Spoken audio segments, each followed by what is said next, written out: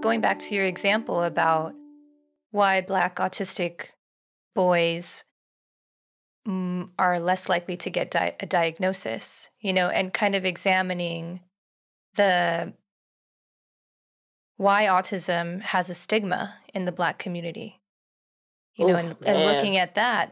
But it's these kinds of conversations that need to happen to bring more awareness and give families more information about what's out there and what they can be looking for when they start to see signs. That's exactly and then in that right. way, like training more professionals in the Black community so that they can help people who might not otherwise have access to That's services. exactly right. Yep. Like even when you bring up something good, it's like one, a lot of what's missing from autism research is the ethnic and racial minority groups. They're not even really that much in the research. Mhm. We also don't look too much at the influence of culture that has on not only how disability plays out in these communities, but how science also looks at us.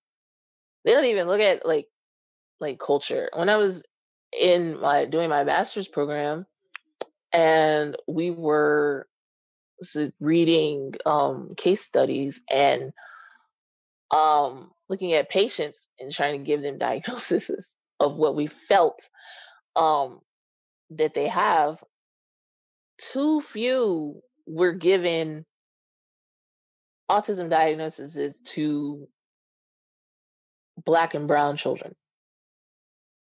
And I'm sitting here and I'm thinking, that's definitely what I feel these children have.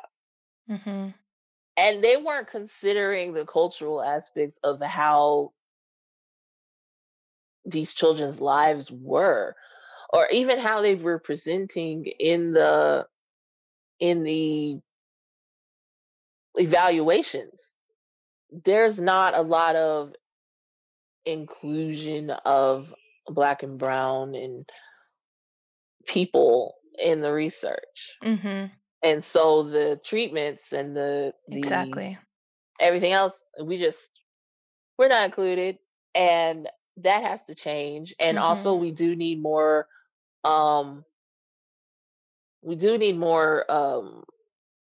clinicians and professionals of color.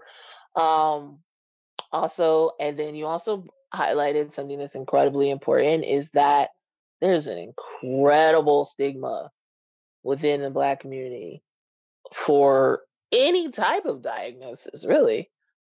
I mean, it's bad. It's almost as if we're ghost here. Like we don't even exist sometimes.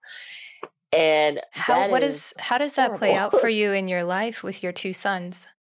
It was really hard when they were first diagnosed, and we had a lot of family members, especially for my youngest, a lot of family members who did not even acknowledge my youngest's diagnosis at all, because he could speak. He talks to me. That's what they say.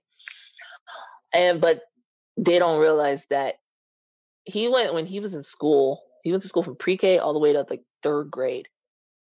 One teacher heard him talk, and he said 2 words. That was it. He didn't talk at school at all. But they're like, well, he talks to me. Like they don't understand the entirety of his symptoms. They don't understand his diagnosis. So it was a lot of denial there. It was a lot of anger. It was a lot of like resentment on my part. I did not, and it was a lot of fallout. It was a lot of hurt feelings. It was bad. And they don't want to acknowledge the autism in my youngest. And they would acknowledge it in my oldest because he's more obvious, I guess. But they were treated differently. And so that was a big issue as well. It's probably part of the reason why I only told my grandma Mm-hmm. and my husband. Still sorting all of that out. And it's so weird though that I'm gonna like sidetrack real quick, but it's so weird because I have this like a big online presence now. And my sister is on my Facebook. She's on my Instagram. She has not brought it up. And I'm like wondering, I'm like, do you not know or do you know? She hasn't brought up your autism, you mean? Not yet. Not at all. And because I haven't told her at all, but it's Maybe so she's weird. just waiting for you to tell her. That's what I like, think. Directly. I was like, maybe she's waiting for me to like say it. But she doesn't treat me any differently. She doesn't like say it. It's just. What's holding you back? Weird.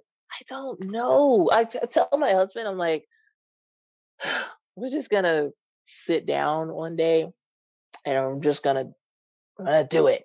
I'm just gonna do it. That's so interesting that you can be so open to 15,000 people. But not with my family. Not at all. Mm-hmm. I don't know what it is. I don't know. I'm like, well, it's probably coming from this stigma that you grew up with also and what you were hearing. Yeah, it wasn't easy being a kid. It wasn't. And that's a lot of the reason why I treat my boys the way I do and why I share about them the way I do. Because it was not easy to be a kid and then not know what it was about you that was different or why everything was weird for you. Like why the experiences were just different and he didn't know why. You've been watching Autism Knows No Borders. If you like this video, please give it a thumbs up and subscribe to our channel.